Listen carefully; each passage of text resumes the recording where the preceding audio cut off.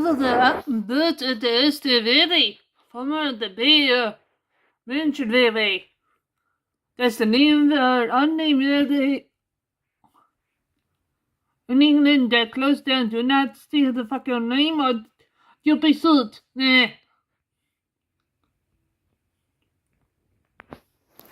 Anyway, today we're watching Victor Tanzig Stories of Sodor and Nationalization while me making like how the little Blake, for I had to go take out the next passenger train. Enjoy.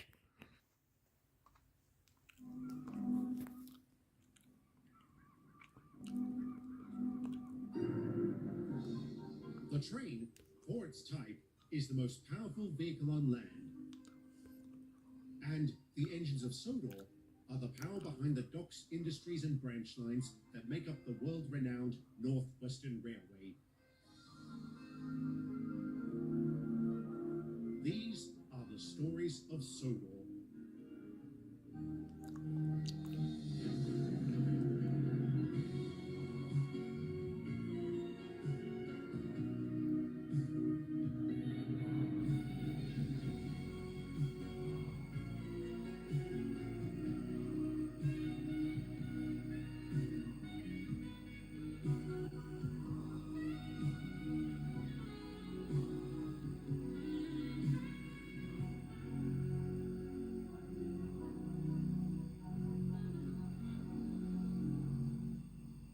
Several months had passed since the formation of British Railways, and I have to say, the initial experience was rather pleasant. Every engine and piece of rolling stock in Britain received an overhaul to bring them in line with the new BR standard. This brought about a normalisation of parts, which did indeed cut down the cost and time it took to carry out maintenance. Furthermore, entire sections of track were given upgrades, like the yard at Barrow. In spite of these benefits, there were problems.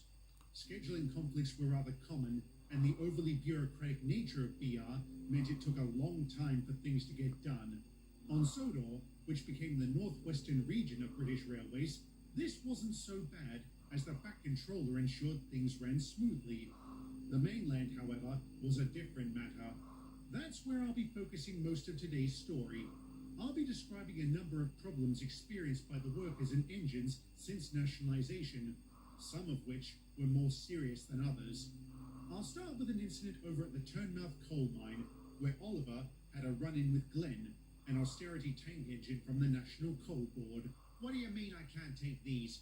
You want me to speak louder or slower? You can't take those. Why not? Because those are part of another train I have yet to marshal. Then why in blazes are they in this siding? The siding I was told to collect my shipment from. Because I haven't had time to move them. That's your loss, mate. I'm going to have to take this lot. Lowfell is almost out of coal. A lot of trains aren't going to be able to move if I can't get these trucks to the yard by this afternoon. Give me a break, mate. I've had a rough morning. Not only did a piece of machinery smack into my boiler, the coupling fell off one of our trucks. That slowed me up a great deal. I'm sympathetic, but I still have a job to do. At any case, you can't leave right now anyway. Oh, bother. Hello, Glenn. Am I right to take this lot? Yes, Charles. Those are yours. Hold up. His train's ready? Was any part of that sob story you just gave me true?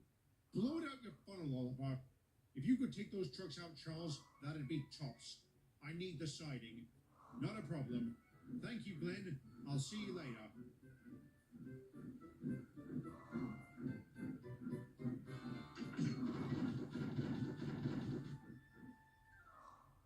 Bugger! Crikey! Charles, are you all right? Yeah, I'm fine. That's strange. It felt like I ran over something. You think he's found the missing coupling, Glenn? Maybe. That's just marvelous. I'll never get back to Lowfell in time. Oh, belt up, Oliver.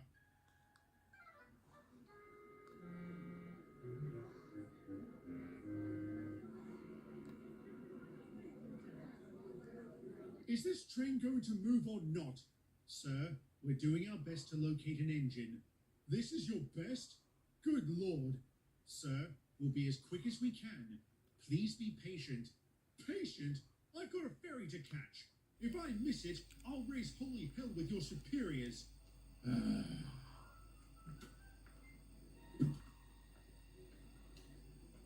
Well, you get under control? Yes, they're sending an engine. Oh, thank heavens for that. This is ridiculous. We got half a dozen locos on hand and no way to fuel them. They really should make a better type of engine. When's this replacement meant to get here? 10 minutes or so? Okay, let's start getting the passengers on board.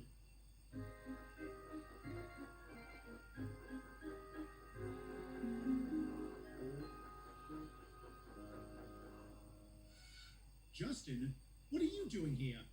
Control said you needed a shunter, that you wanted these coaches moved. What? Andy? I said nothing of the sort. I said we needed an express engine. Those idiots. You mean this train's full? Yes, and there's no way you'll be able to pull it. Not in a million years, unless you want me to take the coaches 2 or 3 at a time. That might be an idea, Todd. At least you'll get moving. And it'll take a million years for all the passengers to get home.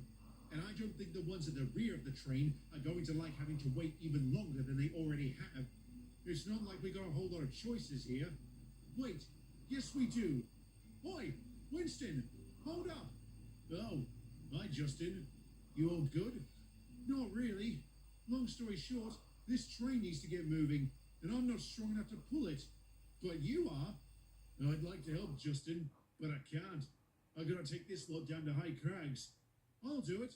I'll take your trucks on in small sections. It won't be very efficient, but it'll get the job done. Justin, you genius. You deserve a medal. Thanks. I like to use my smoke box from time to time.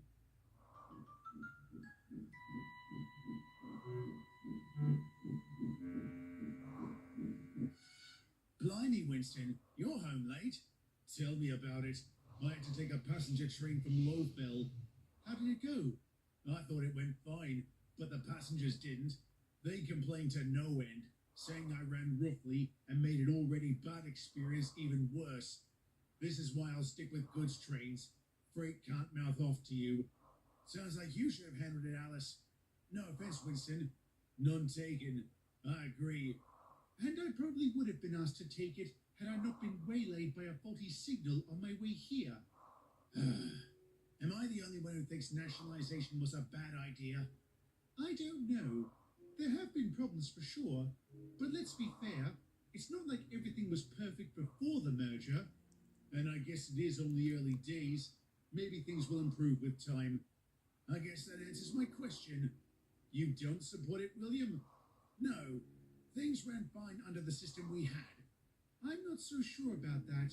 The Big Four did foster rivalries. At least operating under one company means we're all dedicated to the same goal. You mean providing effective service to our clients and passengers? How is that any different to the way it was before? He does have a point, Alice. Yes, he does. But in any case, it doesn't matter whether we agree to the merger or not. It's done. At least we have the choice to keep our original paintwork. I'll proudly bear the mark of the Great Western to my last day. Aye, I couldn't see myself in any other colour than the old furnace red. And green is certainly my colour. I think you'd look good in any colour. Oh, thank you, Winston. Should I leave you two alone? If you would, that'd be lovely. Wait, what? You should see your face. Well played. Very well played. Oh, I don't know why, but I suddenly remembered the message I was supposed to pass on to you, Winston. You're to go to Sandsworth tomorrow. There's a large shipment coming into the harbour, and it'll need to be transported to High Crags. I can't. I'll be doing back-to-back coal deliveries all day. Bother. Why do I get the feeling I'm going to have to fill in for you? Is that a problem? Only if Stepney is still working there. Who's Stepney? An engine William had a run-in with last month. How can you still be steamed up about that? Because he shunted the wrong trucks onto my train and I got blamed for being late. That wasn't his fault. His driver picked up the wrong paperwork. So it was his driver's fault. He should have waited for the clerks to give him the right manifest. Come on, William. You know they're short-staffed at the yard because of the recent cuts. I will say that's one thing I don't agree with about the merger. The widespread layoffs. If they cut back staff numbers any further, I reckon it'll lead to strikes, if it hasn't already.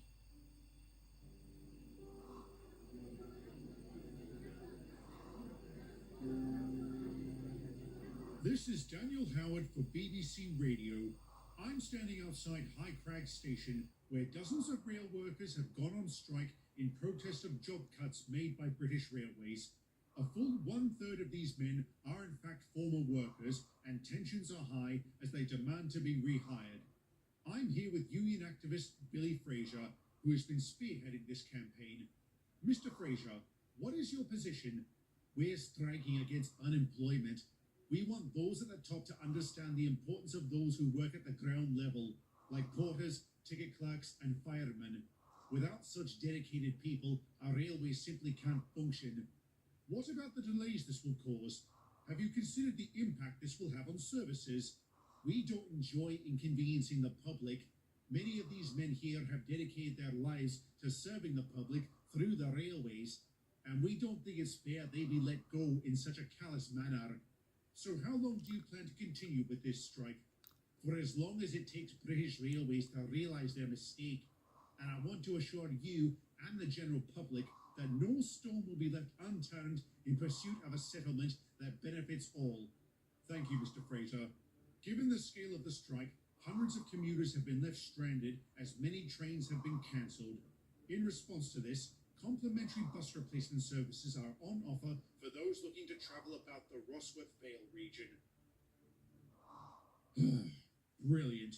There was a time when I believed unions were a good idea. I don't think they're completely in the wrong. It can't be easy losing your job. Let's just agree it's a bad situation all round. Too right. That reporter banged on about passenger services being affected, but didn't say one word about goods trains. All these trucks and no way to move them because we don't have the flipping paperwork. Crikey, lads, you've got a royal mess here. Thank you for that, William. You have any more obvious statements you'd like to make? Yes. First, you're a prat. And second, I've got this lot to drop off. Take it back. Take it back? We don't have room for it. Even if we did, they won't be going anywhere. I can't take this lot back. The sidings at Sandsworth are just as full. I don't really care. Both you and your train can sod off. Tosser.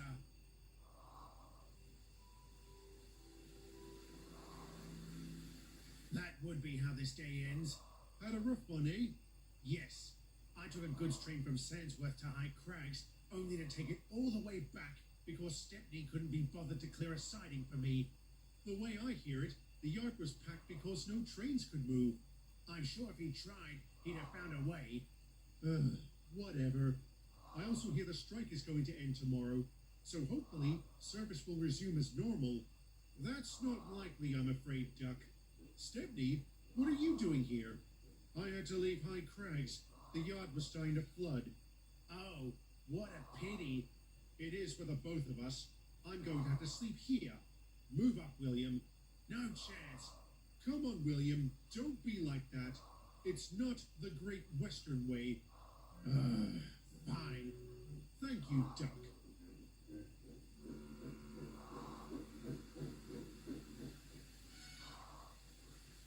What? It was a real hassle having to take that train back to Sandsworth. Hey, all the sidings were full. I can't make trucks disappear. I'm not Wendell. What? He has experience making trucks vanish. Perhaps we should ask him to apply that same magic around here. Careful, Stepney.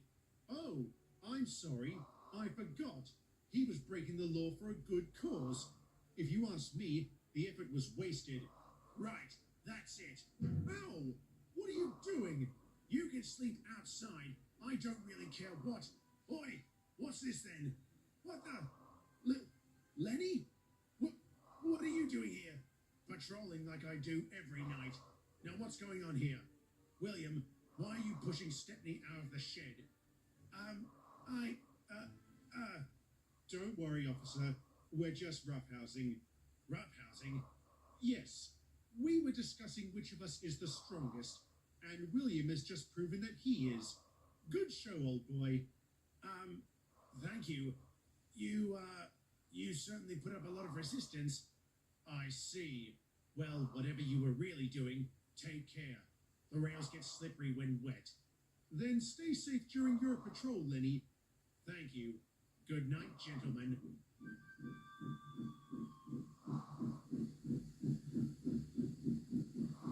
Why?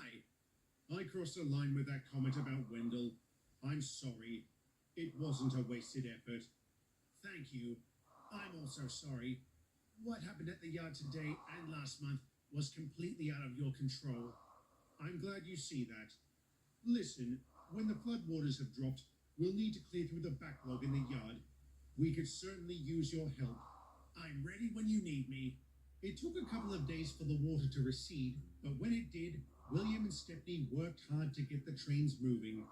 The strike did indeed end on rather favorable terms.